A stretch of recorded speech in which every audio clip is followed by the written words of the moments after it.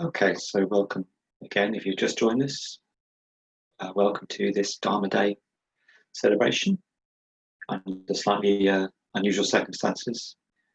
Um, so Dharma Day marks the full moon in July, under which as tradition has it, the Buddha first expounded the truth that he had realized under the Bodhi tree when he sought out his previous companions in the ascetic life and taught them the Dharma, and other enlightened beings arose as a result of his teachings for the first time. So the Buddha uncovered and discovered for himself what had never been discovered or known before. And everything that's come since then has been a refinement of that, or as individual interpretations of that, people's own views of that. And so I'm not pretending that I'm going to be saying anything new or particularly revolutionary. Much of it is aimed at myself. It's kind of, as Shanti Deva puts it, is it as a way of perfuming my own mind, notes to self, as it were. But I do hope it will be helpful to beings in some way. So when I was thinking about this talk, I was kind of wondering what to call it. And I sort of thought of something like living beautifully in uncertain times. And then it occurred to me, well, by definition, times are uncertain. Yeah, the idea that times wouldn't be uncertain is a very un-Buddhist one, because that would imply that we can kind of predict with any confidence what is going to happen in the future. And from a Buddhist point of view, that would be quite a serious wrong view. You hear a lot about people talking about things returning to normal after COVID. And I also think that the idea of normal is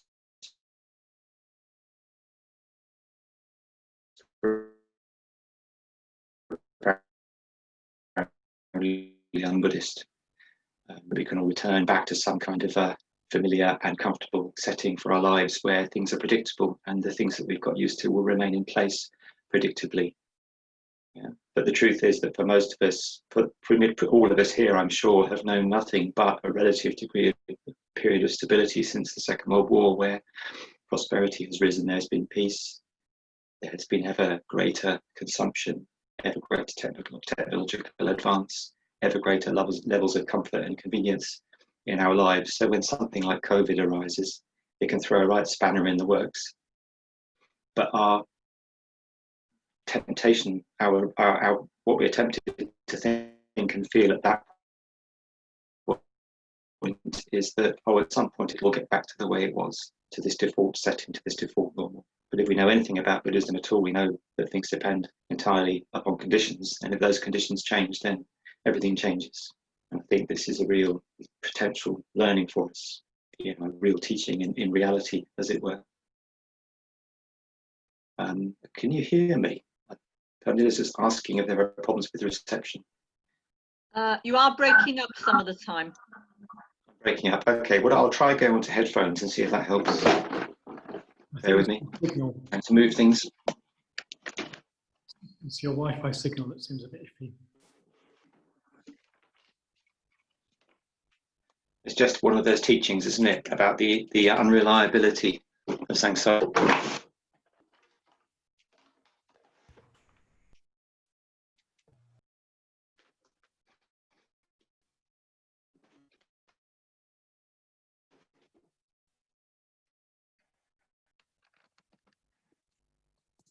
Okay, can you hear me now? Can you hear me? Fine at the moment. Excellent. Okay, well, let's just hope, eh?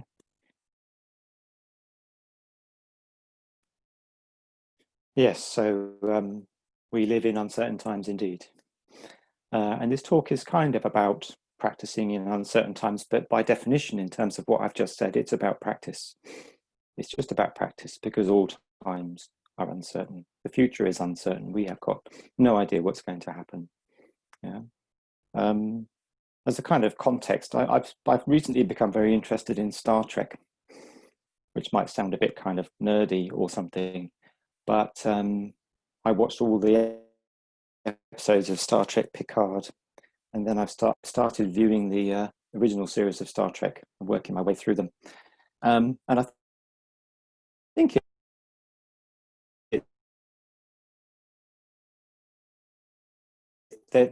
nothing is ever arbitrary, sort of bright future for the human race. Yeah, so Star Trek is driven by kind of positivity and optimism and a sense of a utopian sense of possibility. And I think in difficult times like ours, where there are so many challenges and so many issues that we face, it's a sort of tempting refuge. But I've also been feeling quite a lot of sadness at the same time, that it's a sort of a bright and optimistic and idealistic view of the human race and our future that may not come to fruition. Yeah, our fate may be a very different one. And I think as reflective human beings and practicing Buddhists, that's something that we need to take on board in our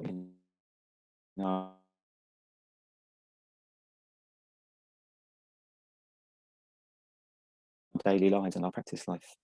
So anyway, so when I was casting around to try and find a sort of a textual basis for what I was going to talk about, I hit upon a real terma, a real hidden Dharma treasure, which was this extract from Atisha.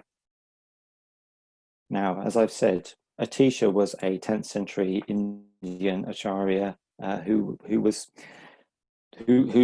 moved to go to Tibet to help out with Buddhism, where Buddhism was under threat by the actions of the evil king Langdharma, under whom ordinations had taken place for 70 years, shock horror. And he seemed to be involved in persecuting practitioners of the Dharma. So Atisha went there, and he went there in the knowledge that going there would shorten his life by 20 years, which is quite a thing. It was predicted that he would live to 92, but in the event, he only lived to 72. So whatever one makes of that, he was obviously very unafraid, unconcerned with his own well-being, and motivated very strongly by a desire to help protect the Dharma, to help sentient beings. And he's at this province called Nari, and he's just been teaching there. And he's accosted, well, perhaps accosted is too strong, but he's approached by a young chap, well, I'm assuming he's a young chap, I don't know why I'm thinking that, called La Chang Chub O. Now, Tibetan names have this habit of throwing in extra letters that aren't pronounced, so I've got no idea whether that's actually his real name. But anyway, be that as it may, La Chang Chub O approaches and says, "Oh, even those who are leaving, could we not just have one more precept?" So I can sort of imagine he's like a kind of eager young man who just wants more and more and more of the Dharma. And Atisha says, "Yeah,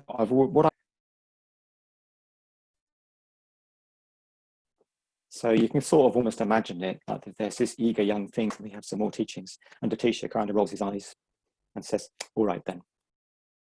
It's saying my internet connection is unstable. Can you hear me? Yeah? Ish? You are breaking up from time to time, Akasharaja. Okay. It's just doesn't normally happen in here. All right. If it gets really bad, I'll have to break off and take my laptop indoors. So let me know, do a signal or something if you can't hear me. So basically, a teacher Yeah, you're broken says, up. "All right then." And he proceeds to give La Chang Chub O. Okay, I'm going to stop. I'm going to go inside and restart and try again. So have a quick break, and I'll rejoin you in a minute. Okay, I think I've worked out what was happening. I was on Wi-Fi rather than on the fixed internet. So hopefully this will now be better. Can you hear me? Yeah. Yeah. Yeah, Is that better? great. Good. Okay. Better so good. far. Your video's clearer as well, so it looks like it's a better signal. Yeah, I was on Wi-Fi and I hadn't realised it. And Wi-Fi is very poor at the bottom of the garden, so that will be why. So And hopefully we'll know. You're in sync as well. I'm in sync. Oh, even better. Yeah. Okay, so where I was with La Chang Chub O. So just to recap, if you didn't hear a lot of that, Atisha is given loads of teachings in this place called Nari, and then he's about to leave, and then La Chang Chub O comes up to him and basically says, "Please give us another teaching." And Atisha says, "All right then." And you can sort of see him kind of rolling his eyes, but with a little glint in his eye at the same time. And he proceeds to give La Chang Chub O both barrels, as it were. He basically gives him everything. yeah, in typically uncompromising fashion. So I'll again read the nuggety little chunk of that which I've singled out. He says, if you do many senseless things, your virtuous work will cease. Give up actions that are not religious. It is useless to make effort in unessential work. Because whatever you do comes as a result of your karma from long ago, results never match your present desires. Therefore, be calm. Until you subdue yourselves, you cannot subdue others. Therefore, first subdue yourself. Always keep pure moral practice, for it is beautiful in this world and ensures happiness in future lives. In this world age of the Kali Yuga, where hatred is rampant, don the armor of patience, which nullifies anger. We remain in the world by the power of sloth, or is it sloth? Thus we must ignite, like a great fire, the effort of achievement. Moment after moment, your life is wasted by the lure of worldly activities. It is time to meditate. Because you are under the influence of wrong views, you do not realize the nature of voidness. Zealously seek the meaning of reality.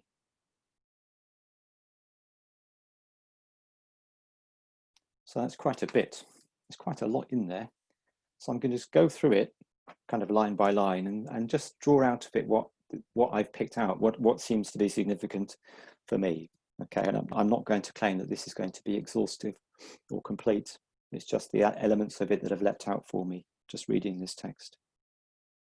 Okay, so he says, if you do many senseless things, your virtuous work will cease. Give up actions that are not religious. It is useless to make effort in inessential work. Okay, so this begs the question for me is what is meant by the meaning of religious? Yeah, so I think the idea of being religious has probably got a bit of a bad rap with people in more recent years. You may well associate it with belief in God, for one thing. And that is one of the sort of meanings of the word, of course. Yeah, or having to sort of be part of and in a whole kind of superstructure of religious activities and observances. You know, going to church, that kind of thing. Or it may conjure up ideas of sort of rather sanctimonious Victorian do-gooding, or that kind of thing. Yeah. And I looked up the etymology of it, and some of the meanings are indeed in that kind of are in that sort of ballpark. And some of the meanings include a state of life bound by monastic vows. So if you look at the Latin root of the word, which is religare, so ligare means to connect or to bind.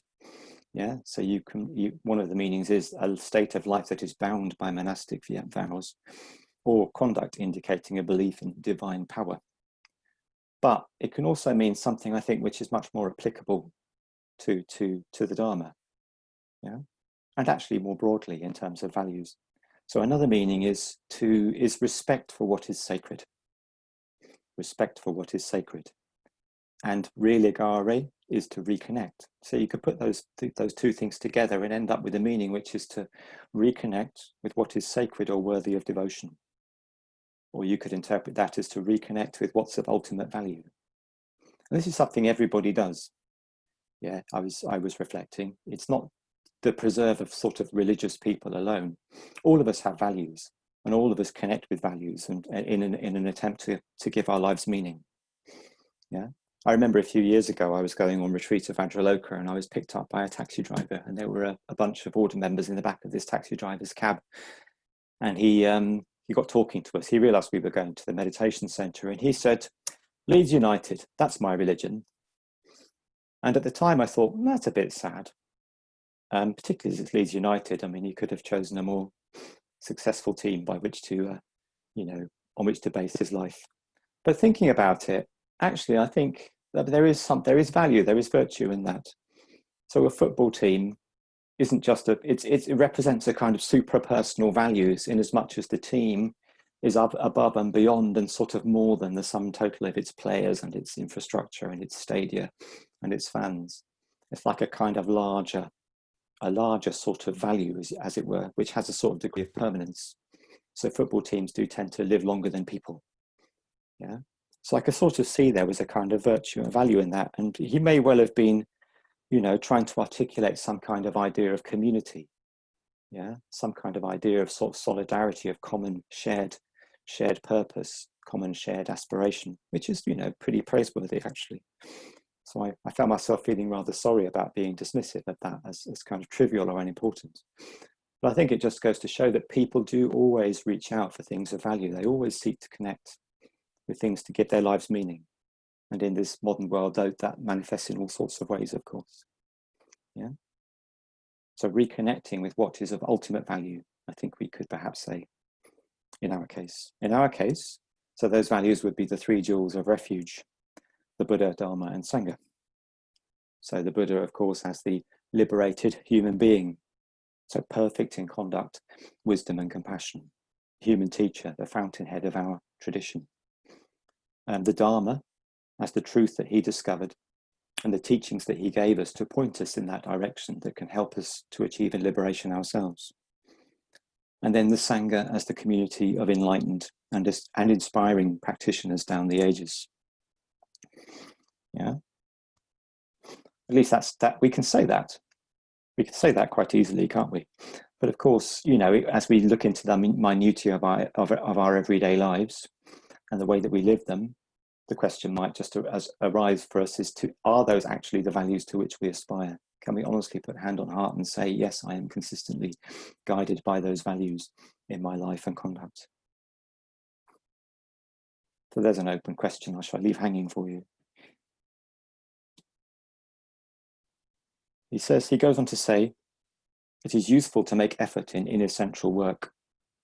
So by that, I don't think he necessarily means work as in the sense of livelihood or paid work or whatever it is. I think it's just activity or things we spend much of our time doing.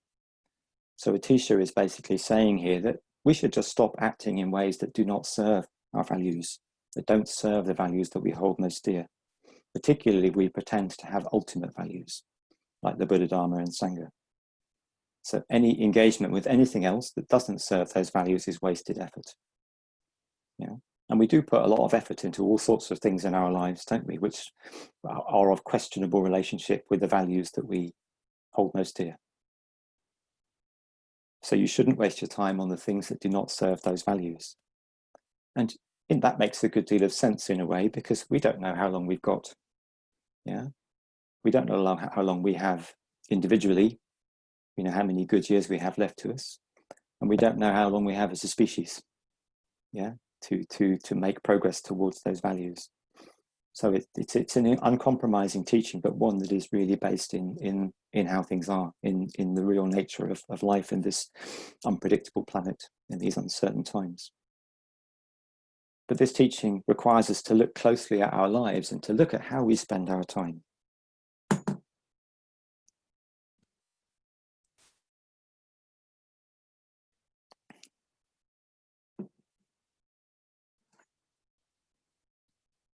But he goes on in the text to sort of explore ways in which we can serve and express those values.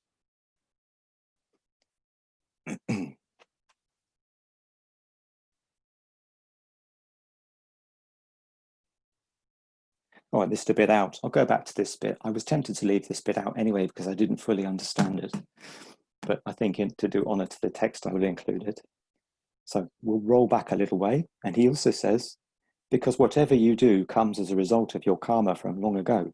Results never match your present desires. So essentially what I think he's saying is that when we set our heart on particular things in the world, particular goals or aims or things that we think will make us happy, one of the problems is that we have absolutely no idea as to whether we're going to achieve those outcomes. Because I think he's adopting the traditional Tibetan view of karma, which is that everything that happens to us is the result of the karmic result of our own actions in past lives. But I think we can expand that out a little bit in our interpretation to see and acknowledge that karma is vast and very difficult to get your head around and very difficult to sort of pin down. So it's very, very difficult for us to say when we set our heart on a particular outcome in the world that outcome will be realized. Yeah? Just simple things like we set our hearts on a nice outing into the countryside and it falls down with rain would be a very simple example of that. So we have no way of knowing that what we set our heart on can or will be achieved in the way that we want it or expect it to be achieved. So I think that's what that bit of the text is saying. So it's basically underlining the point that there's no point really rushing after worldly aims and aspirations if we haven't the slightest idea about where our karma and where the world is going to take us and whether we're going to get to them.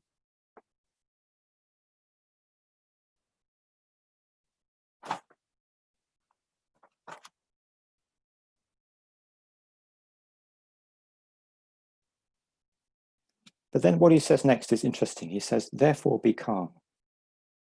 Until you subdue yourself, you cannot subdue others. Be calm. So what does that mean?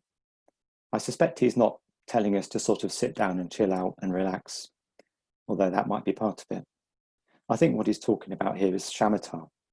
It's cultivating that sort of calmness of the mind, yeah. Which when we talk about meditation, we often talk about it in terms of two great categories. There's the shamatha meditations and vipassana meditations.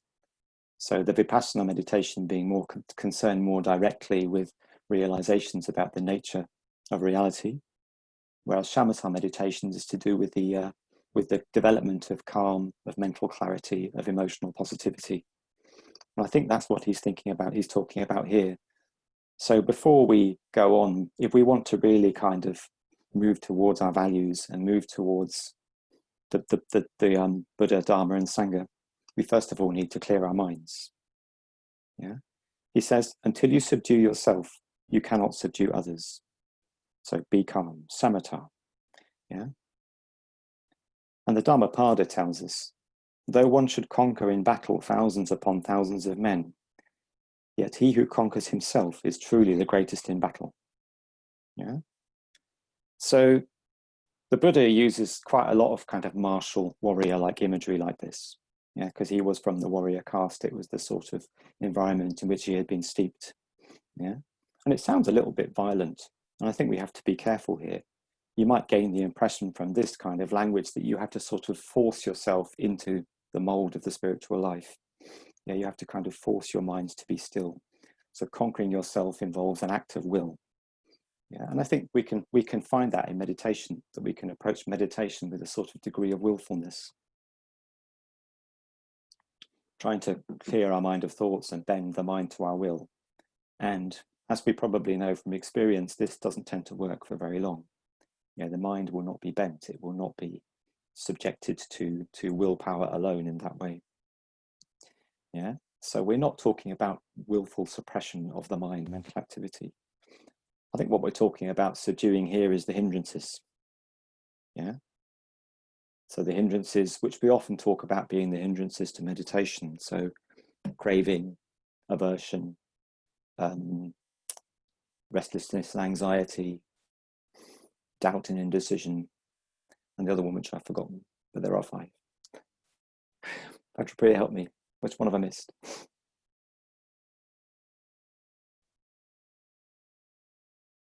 Did you say desire for sense? Sleepiness. Sloth and torpor. Oh, sloth and torpor. Sloth and torpor. Thank you. Yes, good. Good. That's the one. Yes. So we tend to think about these as hindrances to meditation, don't we? But I think they're much broader than that in their kind of significance and import. So we think about hindrances to meditation, that we can employ certain techniques and we will get them out of the way and we will have clear meditations. But actually the hindrances are an ethical issue more broadly that affect our lives. Yeah.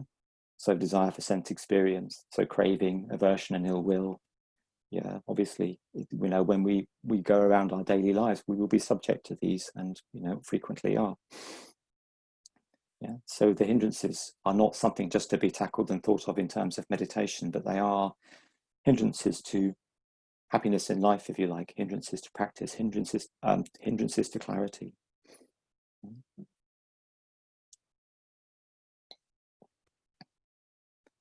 And it seems pretty clear, if we can't manage our own hindrances, then we're not going to be able to encourage other people to manage theirs. So until you subdue yourself, you cannot subdue others. So if you can't manage your own anger, you're not going to be able to encourage other people not to be angry. I speak as a father of small children, where the approach of saying, don't be angry, doesn't tend to work, particularly if delivered with anger. Yeah. So if we're going to try and encourage other people to get their their houses in order in terms of the hindrances, then we have to get our own house in order first. But how do we go about doing this? He goes on to say, always keep pure moral practice. So there we go. Always keep pure moral practice. Some people don't like the idea of morality or the use of the term moral, because it suggests a sort of, again, a kind of Victorian sanctimoniousness or some kind of structure which is imposed on our lives that we then have to adhere to. Yeah.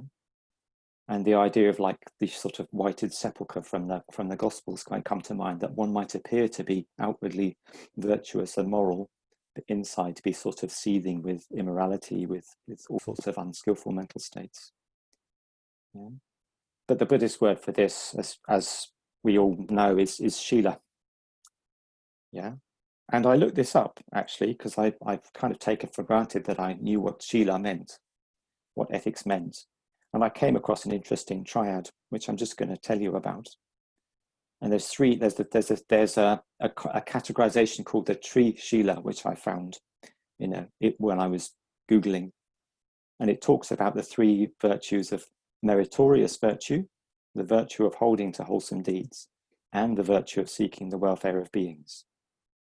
Yeah. So meritorious virtue being simply virtuous actions that have a positive reward in our lives, and we are all familiar with that principle. So when you act out of ethically skillful states, then happiness will tend to accrue to you. This is all very basic Buddhist teachings. Yeah, and similarly, we do that by holding to wholesome deeds. Yeah, so if we act wholesomely, then we will accrue merit, and we will be happy in this life and in future lives. But it was the third of them that really made me sit up, which was the virtue of seeking the welfare of beings. So ethics isn't just a matter of kind of purifying our own mind and attending to our own deeds and kind of making ourselves happy, assuring our own future happiness. It's also intimately connected with the idea of seeking the benefit and the welfare and happiness of other beings. So if anyone was under any doubt that Shila was not an other regarding and altruistic activity in early Buddhism, there you have it. Yeah. And indeed, he goes on to say that it is beautiful in this life and ensures happiness in future lives. And I'm just going to drop in a little quote here from Buddhaghosa, who was an early Buddhist commentator. A lot of his work is a massive, great big tome that he wrote called The Path to Purification, which is a pretty dry read on the whole, but there are some really wonderful verses in it. And here's one about ethics.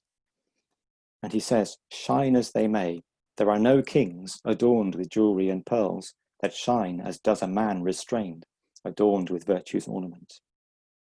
Shine as they may, there are no kings adorned with jewelry and pearls that shine as does a man restrained, adorned with virtue's ornament."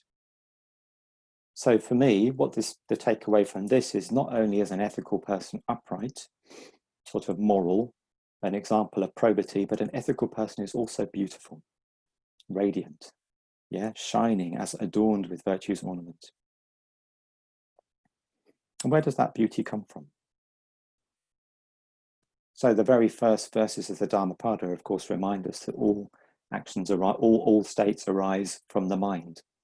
It is the mind which gives rise to all states. It is the mind which defines the quality of our experience. Yeah. So this springs from the mind. And if you look at, there's also another sutta which I looked into, the Sangarava sutta, which is actually the original source of the descriptions of the defilements, again, the hindrances that I referred to earlier, in terms of various water similes. Yeah. So he uses the simile of water which has been stained by all sorts of different coloured dyes to refer to the hindrance of sense desire, of craving, if you like. And I like that, because all of these bright colours can be superficially attractive, a bit like all of the kind of neon advertising and electronic advertising you get in a place like Times Square, where I was a couple of years ago. You know, superficially attractive with all of those different colours, but at the end of the day, it doesn't deliver what it promises. Or if you go into a shopping centre and all around you are bright colours and sort of bright lights and attractive looking things, but at the end of the day, none of them deliver what you want them to deliver. So it makes me think of that particular defilement. Yeah. So of the defilement of craving. It's like that. You're constantly looking for things, attracted by the bright colors and the bright lights, but at the end of the day, the things that you are attracted to do not deliver what they seem to be promising. And then he talks about water which is seething and bubbling and hissing. And that's a simile for the mind which is beset by ill will. Yeah, so seething, bubbling, boiling water. You know, which I think is a very, you don't need to say much about that. I mean, we've all seethed and bubbled and boiled inside, I'm sure. Some of us perhaps quite recently. Yeah. And then there's water which is kind of clogged up and with like slimy moss and weeds. Yeah, so stagnant water which is overgrown. Yeah, and that's an image for sloth and torpor. Yeah, so I kind of like that as well. It's a bit like the water is hardly to be seen. It's completely fouled with rather sort of unpleasant growths. Yeah. And then there's water which is been whipped up into kind of waves and agitation by high winds. And that is the image, the simile for restlessness and anxiety. Yeah, this may be quite pleasant and enjoyable if it's painted by Turner. Yeah, but to actually experience it for most of us is probably really not very much fun, not a very kind of good, happy state to be in. And then there's water which is kind of stagnant and sort of overshadowed, rather like water that may be like a body of water under big sort of ferns or fronds of vegetation where the light doesn't penetrate, where nothing happens. And that's a simile for the state of doubt and indecision, where you're not moving, nothing's happening, you can't make a decision, your practice just kind of stagnates and there's no light in it. Yeah. So those are all pretty unattractive images, at least, you know, when you look into them a bit more deeply. But then he goes on to compare that with the mind which is free from the hindrances. So water which is clear and limpid and pellucid. Yeah. So there's a brightness and a beauty and a purity to that image. Yeah. So I think what we can derive from this is that a mind that is caught in the hindrances is not only not calm, as in the way as I talked about above, but it's also unbeautiful. Yeah. So a selfish mind, a mind of craving, an angry mind, a dull mind, or a mind that is unclear and beset by reluctance to commit. These are unbeautiful states. Not only they are unhelpful, but they are unbeautiful. And years ago, I saw a film called Muriel's Wedding, which is an Australian movie about a girl who's got this sort of insatiable romantic desire to get married. And as always, there's a bunch of girls who are sort of pretty and vivacious and the kind of socialites of her circle who continuously belittle her and do her down. But I can't remember exactly the outcome, but she sort of triumphs in the end. I don't think she gets married, but I think she sort of sees through the whole myth and goes off and has a happy life somewhere. And one of these girls is left kind of in her wake as the bus departs. And I remember, the only bit I remember from the film is she shouts, "I am beautiful."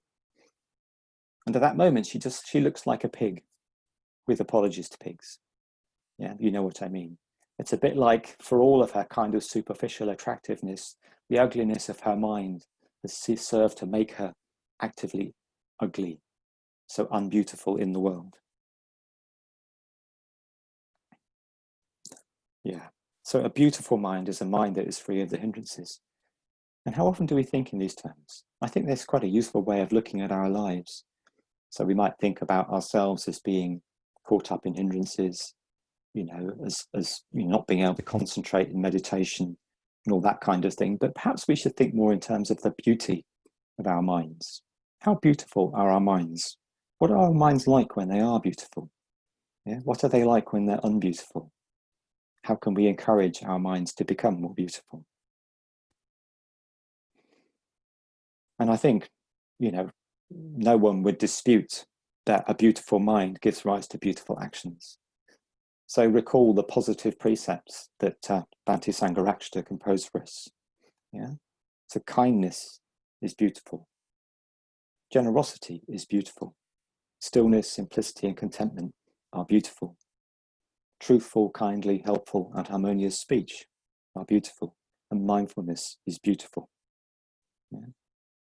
In other words, a mind which is acting on the basis which is suffused by, permeated by loving kindness is a beautiful mind that gives rise to beautiful actions in the world.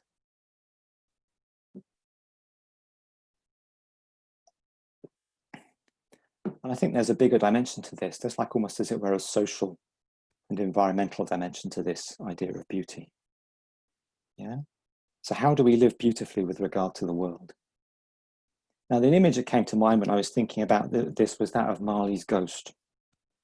So you'll probably recall in A Christmas Carol that Scrooge is visited by the ghost of Jacob Marley, who is dragging heavy chains with him through the afterlife. And he says to Scrooge something like, "I fashioned these chains link by link." So what he did was he created the chains that he is wearing after death by all sorts of mean and evil and mean-spirited actions throughout his life. So selfishness and meanness and lack of generosity. And he has to pay the penalty in the afterlife. But he comes to warn Scrooge that he can change. And Scrooge does indeed. The story is well known to us all. Yeah. And I got thinking about that in terms of my own life. And I'm not Jacob Marley. So I don't think that I would like to, I don't think that I would necessarily, I've kind of created or forged chains that I drag around with myself. But I do think I drag things around with myself in my life in a certain sort of way. And I'm thinking, among other things, about my carbon footprint. Yeah. So all of the kind of ways in which I contribute to carbon emissions, yeah, in my life. If you could sort of imagine your carbon footprint as a sort of big plume that follows you, yeah, like a big cloud, you know, how big would it be? And I look at other things in my life, like my consumption habits. So the stuff that I have, I look how quickly my bin fills up with plastics. I look how quickly the recycling fills up. Yeah, and if you've seen the news at all recently, you won't be very reassured by recycling because so much of it ends up being dumped on the streets of Turkish cities. Yeah. So I look at my consumption habits. I look at the waste I generate. I look at my dietary habits. Do I eat what I need, or do I take more than I need to sustain myself? Yeah. So all sorts of areas in which I feel, you know, we can look at our impact on the world as a kind of a cloud that we drag behind us, or almost, yeah, in a way, something that weights us down, something that kind of stops us from being light and buoyant and free. So I think in my own case, what this reflects is a sort of laziness. Yeah, you know, jump in the car rather than, you know, walk or take a bike or something. A desire for convenience. There's a sort of restless urge for new experience, and then a willful disconnect with the consequences of my own actions. Yeah, just try, I put it out of my mind and it'll all kind of go away. So I don't know if you get this sense of what I'm talking about. We drag this kind of burden behind us, the impact that we're making on the world. And then there's all the complexity in my life as well, and all of the affairs that I have to kind of engage with. And a kind of good image for those is all of the kind of dark and messy and cluttered corners of my house. Yeah, you've probably got a cupboard which is full of things, yeah, which kind of, they're things that they may relate to affairs in your life and things in your life that you don't really need, but you can't quite be bothered to sort out. Yeah, I certainly have that. Yeah, so the messy corners, all those piles of papers and things that need to be sorted out, that just add an extra degree of complexity and heaviness and dustiness to life. Yeah. So when I think about how I'd like to live, the phrase that comes to mind is, I would like to tread lightly on the earth. I would like to tread lightly on the earth. But what I often feel I'm doing instead is rather stamping all over it in big hobnail boots. So I think there's an ethical element to that. There's an ethical implications, and there are aesthetic implications too. So you think about the Zen poet monk Ryokan, who just withdrew to the mountain fastness to a simple hut with nothing but a begging bowl and calligraphy set. So he set about creating a mind of beauty and things of beauty. And he couldn't do that unless he radically pared his life back and entered into a much, and made things much more simple. So radically simplified his life. So I think there's quite a strong connection between the impact we make and the things we drag around us with us and the sort of the aesthetic quality of our lives. So there's something to think about. And I think if I was truly content and truly generous and truly connected with the consequences of my actions on a deep level, I would try harder to live more lightly, more beautifully. Because, as Atisha says, it will make me happy in this life and future lives. And because it's what the earth needs me to do. So what do you drag around behind you? Yeah? How great is your impact? And how could you tread more lightly? How could you live more aesthetically on the earth?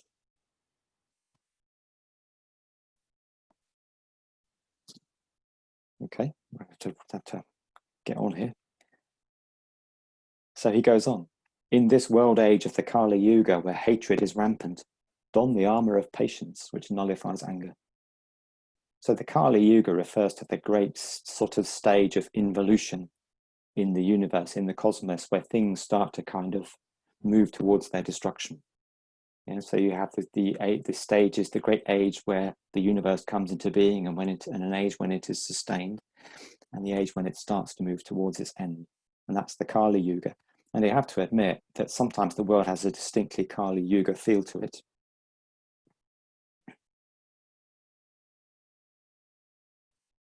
So with COVID-19, with political instability, with populism, with the rise of authoritarian states, climate change, to name but a few.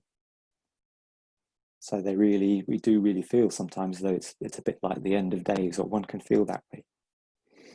And Atisha's answer to that is for us to develop patience. And by that, I think he means the quality of shanti, which is one of the 6 paramitas that we're looking at the moment, one of the 6 perfections. So shanti, patience, forbearance, it's not like a kind of passivity. It isn't about going limp and just letting things happen to you and letting the world kind of ride roughshod over you. I think it's much more than that. Yeah. When I gave my introductory talk to that series a few weeks ago, I mentioned the sutta in which the Buddha uses the simile of the saw. And he basically says, even if we are being sawn apart limb by limb by a horde of bandits, if we let our loving kindness slip even for a moment, then we would not be followers of the Buddha. So this is the kind of thing the kind of patience and forbearance that we are being encouraged to cultivate, like a kind of robust, enduring positivity, robust, enduring metta that can basically can cope with everything that life throws at it, which is of course a real strength. And I do think it's something it's an incredibly important quality in the world as we currently experience it. I think one of the understandable responses to the way the world is going, or that seems to be going, is one of fear. And in my experience, fear makes you withdraw. It isolates you and can make you shut down. I had an interesting experience when I was meditating this morning. I was leading the Metta Bhavana. And because I was a bit anxious about this, as one is, I was trying to do the Metta Bhavana, but experiencing a certain degree of anxiety, of fear, if you like. When I brought to mind my friend, it's almost as if I couldn't properly see them. I couldn't properly engage. It was as if I was surrounded by a kind of gauze or some sort of semi-opaque material that was stopping me from engaging with them. And that I think that was fear. And when I realized what was happening, I kind of just attended more fully to that, and attended more fully and sort of made more of an effort, as it were, to engage with my friend, and the fear lifted. And the meditation was like an interplay between those two things. So the closing down of the anxiety and the opening up of metta. Yeah.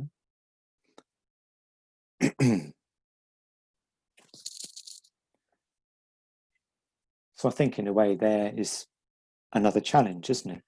So when we're in fearful situations and afraid of what's happening in the world and are feeling overwhelmed, then what is we're being told to do here is to practice shanti, practice the kind of robust resilience which is ultimately based on loving kindness, which is based on metta. And when you're in a state of loving kindness, the communication channels remain open. You don't isolate, you don't shut down. You identify with the plight and the sufferings and concerns of other beings. And that can really help. It really helps sort of you to work with and fear when it's starting to become overwhelming. So even when things get difficult. And I think part of that involves resolutely trying to avoid blaming and hating individuals for what you see as their fault in bringing about the situation that you don't want to be in. Yeah, I won't go any further than that. There are plenty of individuals out there that we could probably seek out to blame. And I needn't name any. I don't want to put ideas in people's heads. And I think we can avoid blaming and hating people by sort of reflecting a bit on their experience. And I did this a few weeks ago. There was a story of earlier on in the lockdown, there was a story of these gun-toting Americans appearing on the steps of their governors' palaces in different states demanding that the lockdown be reversed. And my first instinct in response to that was how utterly ridiculous and stupid and what a bunch of rednecks. But when I started to reflect on it, I realized more that they're motivated by fear. And what are they afraid of? What are they afraid of losing? And I reflected further. I thought, well, they're afraid of losing their liberty. And the liberty, the freedom to do what you want, free of interference, is profoundly, deeply rooted in the American psyche. And when I realized that, it really helped. It really helped me kind of not to blame. And I've since then tried to do the same thing with other figures with whom where I have experienced the potential for hatred or ill will, just to reflect on what it is that they're afraid of, what it is that motivates them to act in the way that they do. So I think part of shanti, part of forbearance towards other beings is that, really relentless attempt not to slide into blaming and hatred and polarization and division.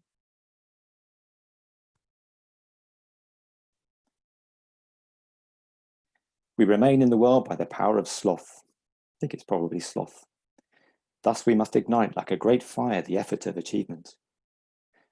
So when he says we remain in the world by the power of sloth, I think what he really means is not so much that we're lazy, although that might be. It's more that we're creatures of habit. Once habits have established themselves, the inertia sort of keeps us in them. Karmic patterns keep us in them. And so to have a beautiful mind and live beautifully takes a degree of effort, as does staying open-hearted in a time of fear. And this idea of igniting the fire makes me think of ardor, of the word ardent, which frequently appears in early Buddhist suttas, where the disciples of the Buddha are ardent and resolute. Yeah. So if we're going to achieve any of this, it's no good just trying to be good and trying to sort of get along. We need to really rouse our passion. We need to really rouse our desire to do this, our desire for this kind of life, our dhammacanda, if you like. We really need to rouse our shraddha, our faith, our confidence in the Dharma. And there are lots of ways of doing this, which I wouldn't have time to go into. But they might include seeing the benefits of having a beautiful mind and acting beautifully, and cultivating connections and seeking out people who inspire us, cultivating devotion to the ideal, to the three jewels, recognizing the qualities of the enlightened ones, and so on. The list goes on. I'll have to accelerate slightly because I'm aware this is going on. Moment after moment, your life is wasted by the allure of worldly activities. I think this can mean two things. Well, one of them obviously is that moment by moment, our life is just kind of rushing away, draining away as we go about the world, go about our lives being busy in pursuit of worldly things.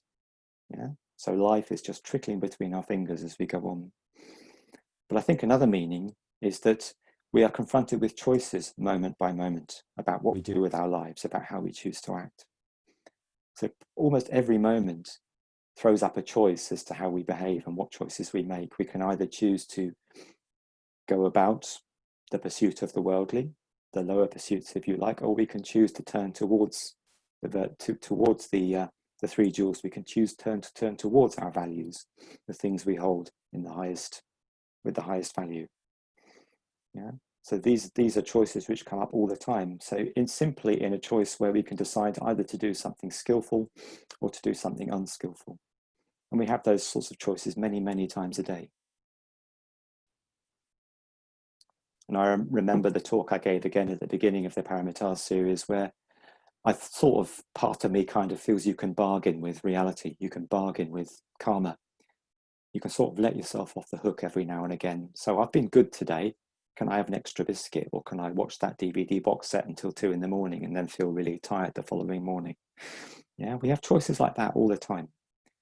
We can choose a skillful option. We can choose the unskillful option. Yeah, but our life is draining away as we go about. So we can choose to succumb to the world and its preoccupations and values, or we can turn towards the skillful. It's time to meditate, which could be meditation, or it could simply mean the cultivation of positive mental states through whatever means, direct or indirect. And again, those are many. Could be friendship, could be Dharma study, could be engagement with the arts, meaningful communication with friends. The list goes on. So finding ways in which we can develop positive mental states in our daily lives, meditation being one of them. Because you are under the influence of wrong views, you do not realize the nature of voidness. Zealously seek the meaning of reality. Okay. So wrong views, of course, being views that are not based on the Dharma, views that don't take conditionality into account, views that sort of think, oh, it'll somehow turn out all right in the end if I just ignore it and get on with it. Views that say that what I do doesn't have consequences in the world. And there's another meaning of the water simile here. So when we're in the hindrances, we're blind to reality. So with all of those examples of different sorts of water in different sorts of states, they're all opaque. You can't see through any of them. So when our minds are in the hindrances, we can't see through to things. We can't see through to reality. So we think that following our craving will bring satisfaction. Yeah, we think taking, consuming and plundering the earth's resources will bring happiness. Yeah, we think that chasing after sense desire will make us happy. That we are justified in thinking hateful thoughts and saying hateful things because we're right. Forgetting to be mindful and losing ourselves in various kinds of intoxication. Yeah. And then, as I said, the wrong view of what is normal. Yeah, thinking that there is a default setting to which things will all just return if we just hang in there. The wrong view that actions don't have consequences. The wrong view that we are separate from other beings and from all life somehow. And the wrong view that we are immortal, both individually and as a species. So we need to cultivate right view. And again, I don't have the time to give this the full treatment it deserves, but we can cultivate right view through meditation, through sustained reflection on the Dharma, again, through study, through attention to the Dharma, through attention to our the contents of our ethical lives, through sustained attention to the consequences of our actions, both in our own lives and more broadly.